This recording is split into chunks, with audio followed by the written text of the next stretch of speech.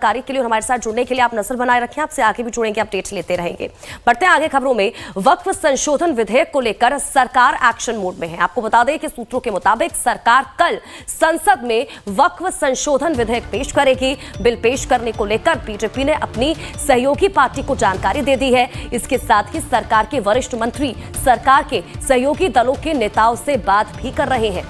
वक्फ संशोधन बिल पर सूत्रों के हवाले से ये बड़ी और महत्वपूर्ण जानकारी आप तक पहुंचा रहे हैं। बीजेपी ने एनडीए के सहयोगी दलों को इसको लेकर जानकारी दे दी है। वक्फ संशोधन विधेयक को लेकर सरकार एक्शन मोड में दिखाई दे रही है। आपको बता दें कि सूत्रों के मुताबिक सरकार कल संसद में वक्फ संशोधन विधेयक पेश करेगी। और देखिए, कल वक्फ बिल को लेकर ही प्रेस कॉन्फ्रेंस बीजेपी की तरफ से की गई थी। किरेन रिजिजू की तरफ से साफ शब्दों में यह भी कहा गया था कि अब जब पार्लियामेंट में इस बिल को पेश किया जाएगा तो इस पर बहुत बारीकी से चर्चा की जाएगी। हम अच्छे से इस पर चर्चा करेंगे। और कमलेश सिंह ज्यादा जानकारी के साथ हमारे संवाददाता इसी खबर पर जुड़ चुके हैं। सीधा रुक उनका करेंगे, जानकारी लेंगे क्या कुछ अपडेट है उनके पास। कमलेश जी, क्या जानकारी वक्फ बिल को लेकर सरकार एक्शन मोड में नजर आ रही है? अब सूत्रों के मुताबिक ये जानकारी मिल रही है कि सरकार कल संसद में वक्फ संशोधन विधेयक पेश करेगी। क्या जानकारी इसको लेकर? देखिए, आज 12:30 बजे बिजनेस एडवाइजरी कमेटी की बैठक है। इस बैठक में ही सरकार अपनी ओर से विपक्षी सांसदों को बताएगी कि किस दिन वो वक्फ बोर्ड अमेंडमेंट बिल रखना चाह रही है। क्योंकि ये पार्लियामेंट जब चलता है तो सरकार को बताना पड़ता है कि किस दिन वो रखने की इच्छा रखती है। तो सरकार एक देख बताती है कि वो कब रखना चाहती है। लेकिन जो संकेत पहले मिला है कि कल किसी भी समय पार्लियामेंट में वक्फ बोर्ड अमेंडमेंट बिल पेश किया जा सकता है। और उम्मीद ही की जा रही है कि लोकसभा में इस बिल को पेश किया जाएगा। और इसके लिए कल शाम से ही आज सभी सहयोगी दलों के सांसदों के साथ बीजेपी के नेताओं ने फोन करना शुरू कर दिया। उनका समर्थन लेने की बात कही जा रही है। तो ऐसी स्थिति में ऐसा लगता है कि सरकार एक्टिव मोड में है।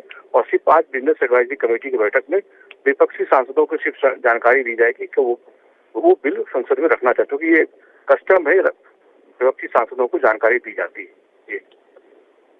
और कमलेश जी, क्योंकि कल हमने किरेन रिजिजू को भी सुना था, जो प्रेस कॉन्फ्रेंस की गई बीजेपी की तरफ से, उन्होंने साफ शब्दों में कहा कि अब जब पार्लियामेंट में इस बिल को पेश किया जाएगा तो बहुत बारीकी से और अच्छे तरीके से खुली बातचीत इस पर की जाएगी। और जो भ्रम फैलाने की कोशिश कुछ लोगों की तरफ से की जा रही है वक्फ बिल को लेकर, उसको भी गलत उनकी तरफ से बताया गया। और जिस तरह से इसको लेकर ये कहा जा रहा है कि असंवैधानिक है, ये भी गलत बताया किरेन रिजिजू ने। यानी कि साफ है कि पूरी कोशिश सरकार की रहेगी इस बिल को पास कराने की। और जो गलतफहमी बढ़ाने की कोशिश कुछ लोगों की तरफ से की जा रही है उसको भी कहीं ना कहीं साफ किया जाएगा सरकार की तरफ से पार्लियामेंट में। देखिए, सरकार ने बिल्कुल साफ किया है कि वक्फ बोर्ड अमेंडमेंट बिल पे चूंकि ये बिल है और जेपीसी में लगभग 48 बैठकें इस जेपीसी की हो चुकी है। उसके बाद ये ड्राफ्ट बना है।